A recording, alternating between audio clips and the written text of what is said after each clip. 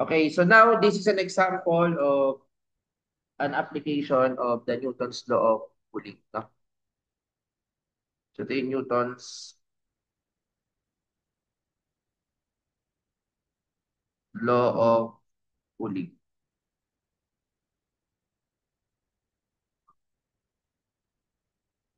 Okay, so dito, ang pinaka-formula natin dito is dt over dt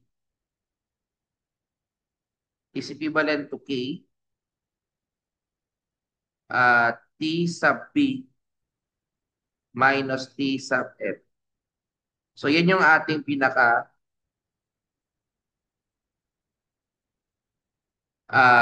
formula ng gagamitin. No?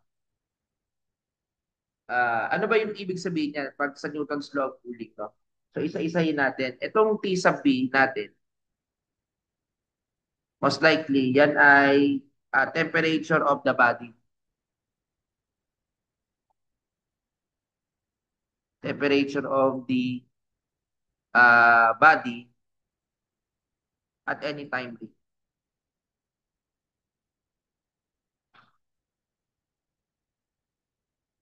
So ano pa yung mga ano? K syempre is the proportionality constant.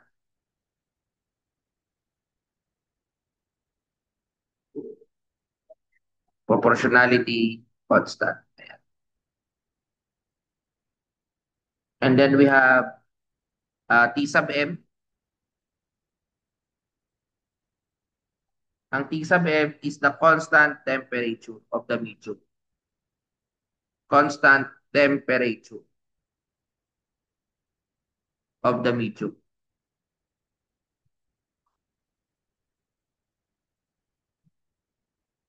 And then, most likely, no? Yan yung mga given na kailangan natin kunin. So, ngayon, by using this formula, sabi dito, according to the Newton's law of cooling, the rate of which heat is lost by a heated body is proportional to the difference in temperature between the body and the surrounding medium.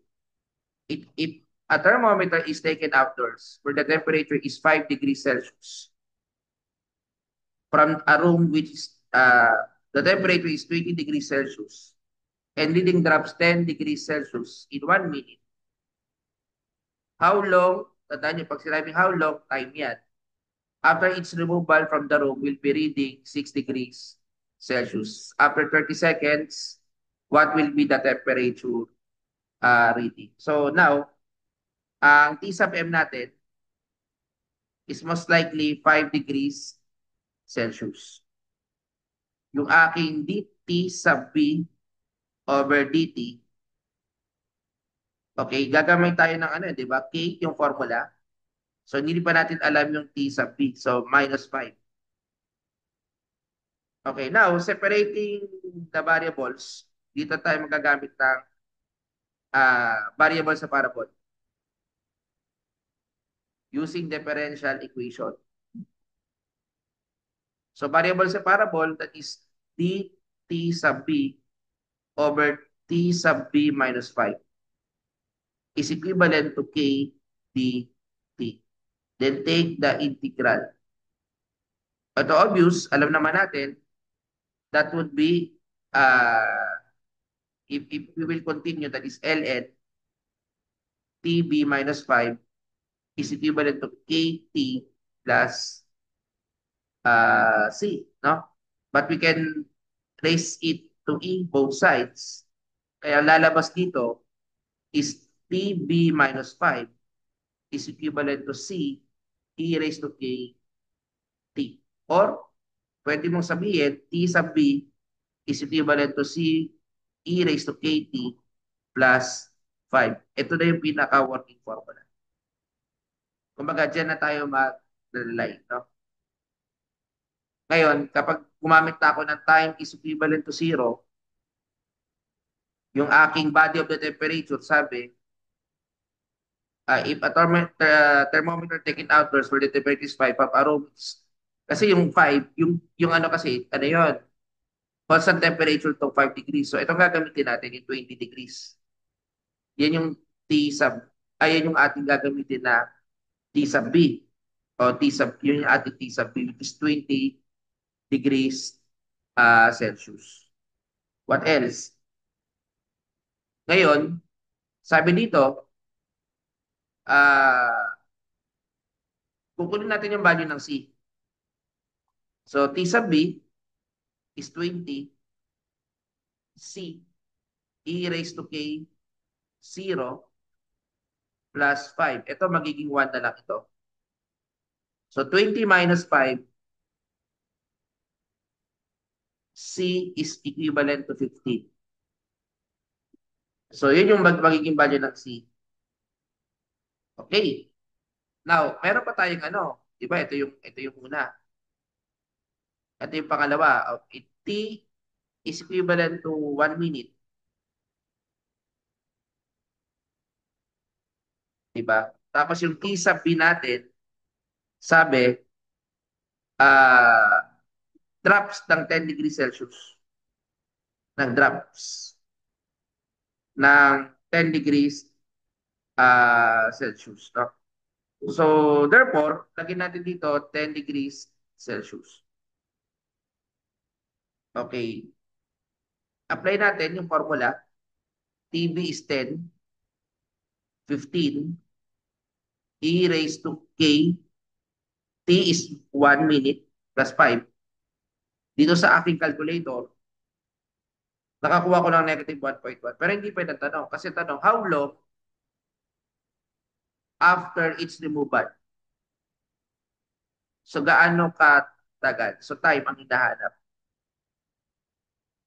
Naging 6 degrees Celsius na yung reading. So, therefore, T sub B is gano'n pa na 6 degrees Celsius, 15 e raised to negative 1.1 T, yan ang hinahanap, plus 5. Solving for T in my calculator, that is 2.5 minutes. So, nakuha na natin yung part na ito. So, sabi, how long after its removal? 2 minutes. Now, kapag sinabi after 30 seconds, 0.5 minutes yan. So, gagamitin ko, what will be the temperature reading? So, dito to answer, ito yung sagot sa letter A.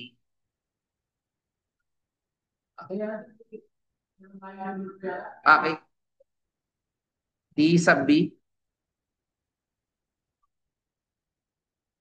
Okay, T sub B is equivalent to, ang C natin is C raised to K T plus 5. No? So, dito tayo sa temperature reading.